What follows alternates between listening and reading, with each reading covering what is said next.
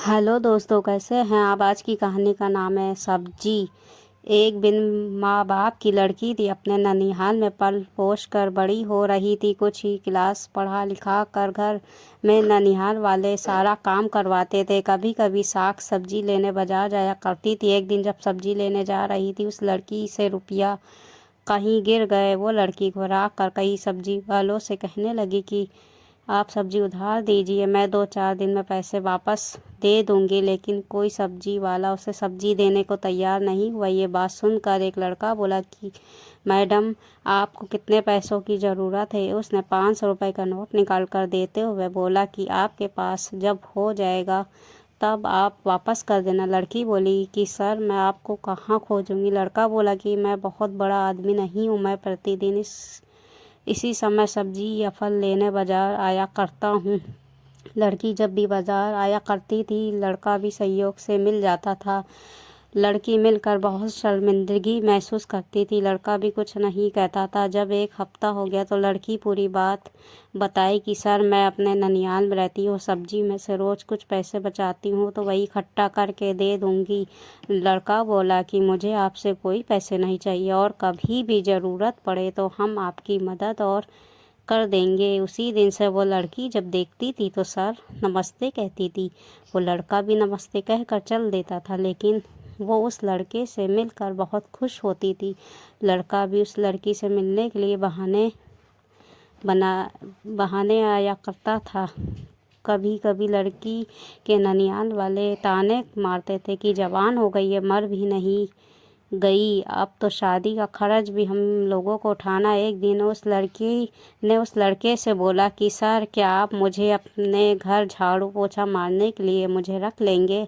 अब हमें ननिहाल में घुटन महसूस होता है। लड़का हंसते हुए बोला कि ठीक है, हमको अपने मम्मी पापा से पूछ लेने दीजिए। सहयोग देखिए, वह एक ज़रूरी काम से बाहर चला गया। लड़की जब भी बाजार आती, उसी लड़के को उसी की नज़रें ढूंढती थी। वो लड़की निराश होकर हो गई।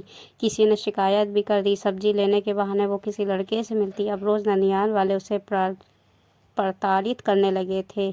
लड़की उस उपकर मन में सोच ली थी, आज अगर वो लड़का नहीं मिला तो वो आत्महत्या कर लेगी। अजीब संयोग देखिए, उस दिन वो लड़का तब तक दिखाई दे गया। लड़की उस लड़के को देखकर अपने आंसू को रोक ना सकी और नाम आंखों से बोली, सर आप कहाँ चले गए थे। लड़की के नाम आंखों को देखकर लड़का बोला कि आपसे एक बात बोलूँ, आप नाराज़ तो नहीं होगी। लड़की कही कि सर बोलिए। लड़का बोला कि क्या आप मुझसे शादी करोगी।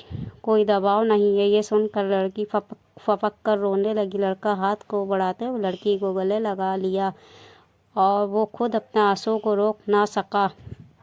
लड़की को ऐसा लग रहा था कि दुनिया मिल गई। लड़के ने कहा कि कल हम अपने मम्मी पापा को लेकर आपके ननिहाल आएंगे। हमें कुछ नहीं चाहिए, बस आपको लोग ताने न मार सके। आपने भागकर शादी की, घर सबको जाकर बता देना। फिर भी लड़की घर कुछ नहीं बताया। अचानक बहुत कीमती कार खड़ी होती है, उसमें से वो लड़का और लड़की के मम्मी पापा निकलते हैं। लड़की के ननिहाल वाले चौंक गए। वो बोले कि आप सब कौन है। लड़के के मम्मी पापा बोले कि आपकी भांजी का हाथ मांगने आए हैं। हमने बहुत मुहूर्त निकाल कर सब इंतज़ाम कर लिया है, आप सिर्फ लड़की लेकर आ जाना। हमारे बारे में जानकारी चाहते हो तो पता कर लेना। शहर का सबसे बड़ा रईस हूँ, मुझे कुछ नहीं चाहिए, हमारे लिए दुल्हन ही दहेज है। लड़के के मम्मी पापा अपने सारे खर्च से बड़ी धूमधाम से विवाह की। वो लड़की ससुराल पहुंचकर घर में अपने सास ससुर के मरते दम तक सेवा और देखभाल की। दोस्तों, ये हिंदी कहानी कैसी लगी, अच्छी लगी तो हिंदी कहानी को लाइक सब्सक्राइब शेयर ज़रूर कर दीजिएगा।